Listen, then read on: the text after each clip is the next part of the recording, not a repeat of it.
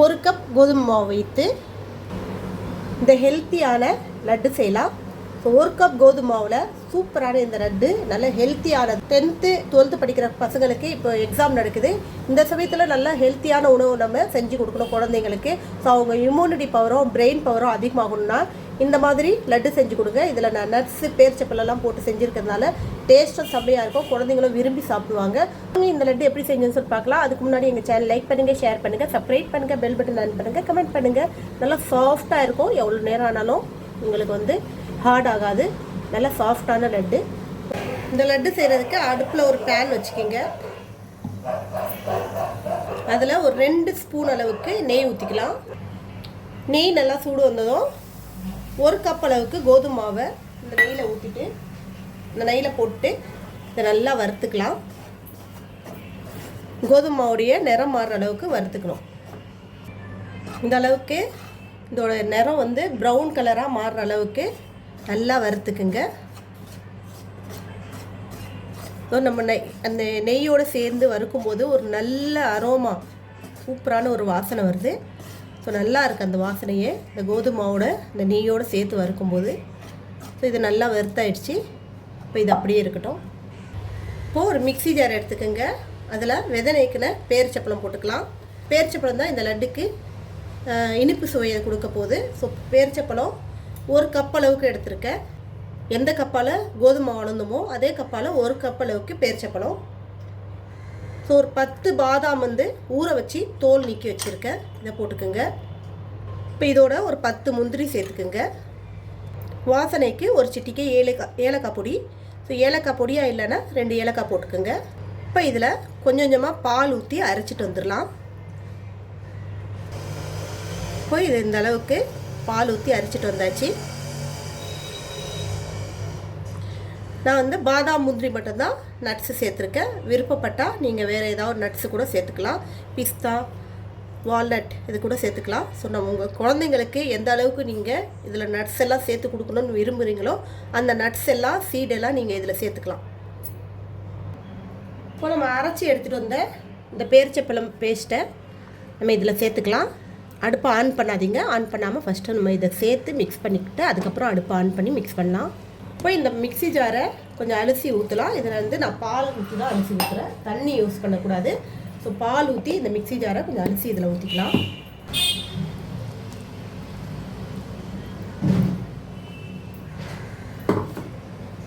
So அதில் இது ஃபுல்லாக மிக்ஸ் பண்ணிக்கிங்க. இந்த மாவோட எல்லாமே சேர்ந்துடணும்.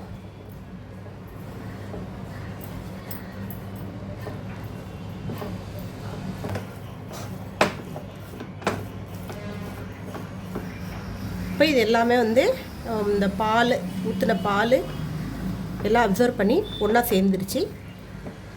இப்போ ஸ்டவ் ஆன் பண்ணிவிட்டு 1 ஸ்பூன் அளவுக்கு நெய் ஊற்றிக்கிங்க. இப்போ இதை மறுபடியும் நல்லா இந்த நெய்யோடு சேர்த்து மிக்ஸ் பண்ணிக்கிங்க. பால் நான் காய்ச்சாத பால் தான் ஊற்றினேன், காய்ச்சின பால் கூட ஊற்றலாம்.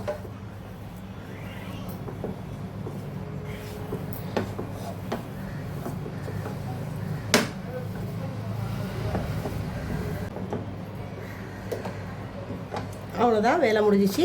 இப்போ இதை கொஞ்சம் ஆறட்டும். ஆறின பிறகு நம்ம லட்டு பிடிச்சிக்கலாம். இப்போ இது ஆறிடுச்சு. இதில் நம்ம லட்டு பிடிக்கலாம். நல்லா சாஃப்டாக இருக்குது பாருங்கள், செம்ம டேஸ்ட்டாக இருக்கும்.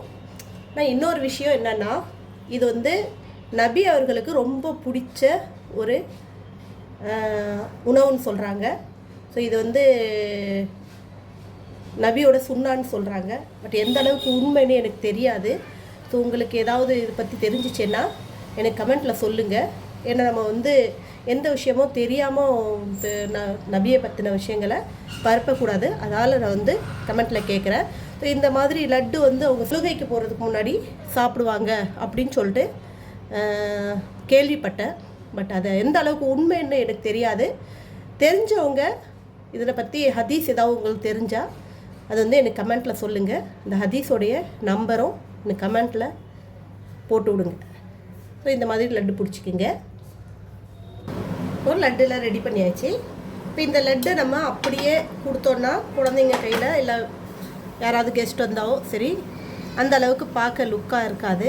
ஸோ இதுக்கு மேலே கொஞ்சம் நம்ம டெக்கரேஷன் பண்ணலாம். அதுக்கு நான் என்ன பண்ணுறேன்னா வெள்ளை எல்லோ கசகசாவும் கொஞ்சம் லைட்டாக ரோஸ்ட் பண்ணிக்கிட்டேன். இப்போ இந்த லட்டுவை இதுக்கு மேலே இப்படி தேய்ச்சி விட்டோன்னா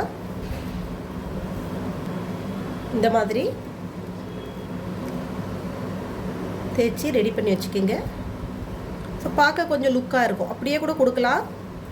நல்லா ஹெல்த்தியான ஒரு பொருள், ரொம்ப ஹெல்த்தியானது. குழந்தைங்களுக்கு வந்து நட்ஸு வந்து அப்படியே முழுசாக வாயில் வந்துச்சுன்னா சில குழந்தைங்க எடுத்து போட்டுருவாங்க, சாப்பிட மாட்டாங்க. ஸோ இந்த மாதிரி நம்ம அரைச்சி இந்த மாதிரி மாவோடு கலந்து லட்டு பண்ணி கொடுத்தோன்னா அவங்களுக்கு போட்டிருக்க நட்ஸ் என்னன்னு தெரியாது, டேஸ்ட் செம்மையாக இருக்கும், சாப்பிட்ருவாங்க. ஸோ இனிப்புக்காக நான் வந்து பேரிச்சப்பழம் மட்டும் யூஸ் பண்ணியிருக்கிறதுனால சர்க்கரை இதில் சேர்க்கலை. ஸோ நல்ல ஹெல்த்தியானது, ட்ரை பண்ணி பாருங்கள், டேஸ்ட் செம்மையாக இருக்கும். ஒரு 10 நாள் வரைக்கும் நீங்கள் இதை ஸ்டோர் பண்ணி வச்சுக்கலாம். ஃப்ரிட்ஜில் வச்சிங்கன்னா ஒரு 10 நாள் வரைக்கும் ஸ்டோர் பண்ணி வச்சுக்கலாம். வெளியில் எடுத்து குழந்தைங்களுக்கு கொடுக்குறதுக்கு முன்னாடி ஒரு அரை மணி நேரத்துக்கு முன்னாடி எடுத்து வெளியில் வச்சுடுங்க. அவ்வளோதான், நல்ல அருமையான லட்டு.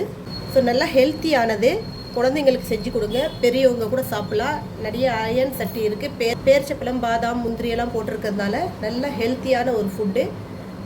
இப்போ ட்ரை பண்ணி பாருங்கள். இன்னொரு ரெசிபியோடு உங்களை சந்திக்க வரேன். உங்களோட விடைபெறுவது உங்கள் நிஷா. எங்கள் சேனல் லாஸ்ட் வரைக்கும் பார்த்தவங்க அனைவருக்கும் மிக்க நன்றி. பாய்.